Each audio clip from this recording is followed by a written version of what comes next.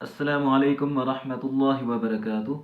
آج کی ویڈیو میں سورۃ الفیل کا واقعہ اور اس کا شان نزول بتانے والا ہوں۔ میری آپ سب سے ریکویسٹ ہے کہ یہ ویڈیو آپ بھی دیکھیں اور مکمل ویڈیو اپنے بچوں کو ضرور سنائیں، کیونکہ یہ ویڈیو بچوں کی ہی ریکویسٹ پر بنائی جا رہی ہے۔ بحیثیت ایک معلم کے جب بچوں کو قرآن پاک کا سبق دیا جاتا ہے یا ان سے سنا جاتا ہے اور اس طرح کے جب واقعات ان کو سنائے جاتے ہیں تو یقیناً بچوں کے چہروں اور ان کی نظروں سے صاف پتہ چل رہا ہوتا ہے کہ بچے بڑوں کی نسبت کس قدر اس طرح کے واقعات سننے کے لیے بے چین و بے قرار ہوتے ہیں۔ آئیے واقعے کی طرف جاتے ہیں۔ حبشہ کا بادشاہ یعنی یمن اور حبشہ کا بادشاہ تھا جس کا نام ابرا تھا۔ اس نے دیکھا کہ مسلمان دھڑا دھڑ خانہ کعبہ کی طرف جاتے ہیں، وہاں جا کے عبادت کرتے ہیں اور خانہ کعبہ کا طواف کرتے ہیں، اور حج کے دوران لاکھوں کے حساب سے وہاں پہ مجمع ہوتا ہے اور وہاں عبادت ہوتی ہے۔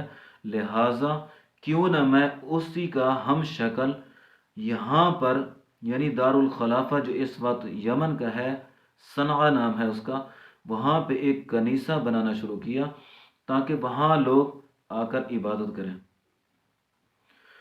جب اس کا عبادت خانہ کنیسہ مکمل ہوا تو اس نے حکم دیا آج کے بعد لوگ خانہ کعبہ نہیں جائیں گے اور یہاں آ کر عبادت کیا کریں گے۔ عرب لوگوں کو اس بات کا علم ہوا تو ان میں بہت زیادہ تفتیش پائی گئی اور بہت ناگوار گزری ان کی یہ بات۔ بنو قبیلہ قینانہ کا ایک عرب شخص اس نے موقع پا کر ان کے کنیسہ عبادت خانے میں داخل ہوا۔ وہاں جا کر اس نے پیشاب پخانہ کیا اور اس نجاست سے اس کی در و دیواروں کو خراب کر دیا۔ ابرا بادشاہ کو جب اس بات کا علم ہوا تو وہ طیش میں آیا اور اس نے قسم اٹھائی کہ معاذ اللہ جب تک میں خانہ کعبہ کو نہیں گراؤں گا اس وقت تک میں چین سے نہیں بیٹھوں گا۔ اس نے اپنی فوج کو حکم دیا، اپنے لشکر کو جس میں بہت سارے ہاتھی شامل تھے، کہ خانہ کعبہ کی طرف روانہ کر دیا۔ جب وہ مکے میں پہنچے، مکے کے آس پاس، تو انہوں نے عرب لوگوں کی کچھ چیزوں پر بھی قبضہ کیا اور ان کے جانوروں پر بھی قبضہ کیا۔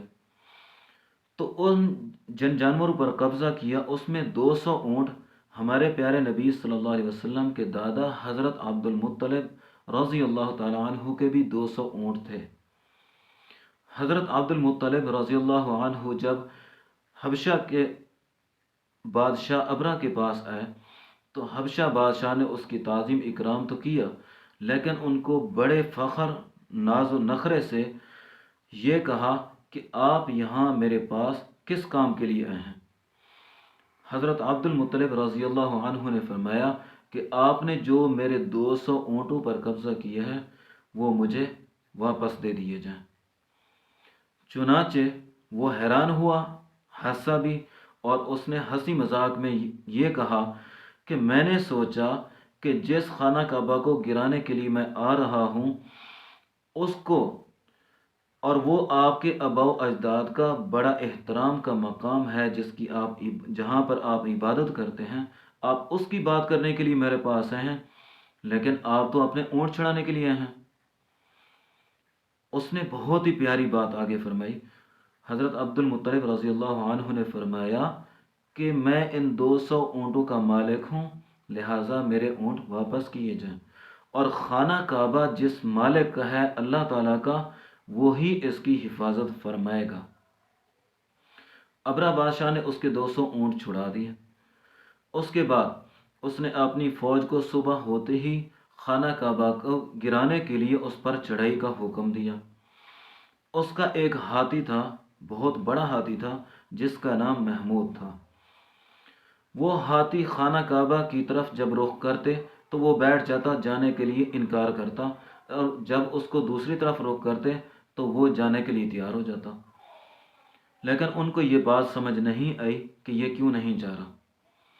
لہٰذا جب اس نے خانہ کعبہ کی طرف چڑھائی کرنے کے لیے اپنی فوج کو حکم دیا تو اللہ تعالیٰ نے بھی اپنا خانہ کعبہ کی حفاظت کے لیے سمندر کی طرف سے ابابیل جو پرندے تھے ان کو بھیج دیا۔